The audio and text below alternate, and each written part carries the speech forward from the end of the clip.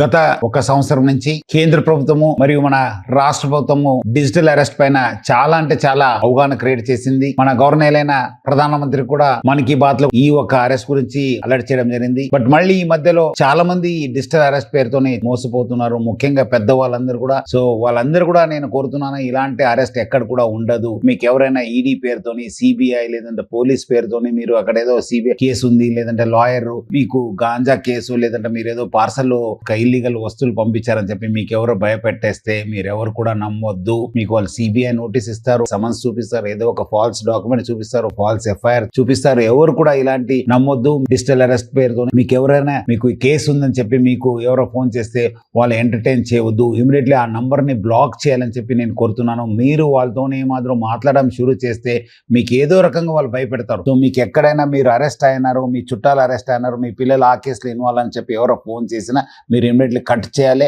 ఆ నంబర్ ని బ్లాక్ చేయాలని చెప్పి కోరుతున్నాను. ముఖ్యంగా పెద్దవాళ్ళందరూ కూడా వాళ్ళ పిల్లలు అలర్ట్ చేయాలి. చాలా మంది పెద్దవాళ్ళందరూ కూడా వాళ్ళు ఉన్న రిటైర్మెంట్ బెనిఫిట్స్ కావచ్చు, కొన్ని డిపాజిట్స్ లక్షల్లో కాదు కోట్లో మోసపోతున్నారు. ప్రజలందరూ కూడా ఈ డిజిటల్ అరెస్ట్ పైన నేను అలర్ట్ చేస్తున్నాను. ప్రజలందరూ కూడా అలర్ట్ ఉండాలి. ఈ ఒక సురక్షిత హైదరాబాద్ చేయాలని చెప్పి అందరూ కూడా కోరుతున్నాను.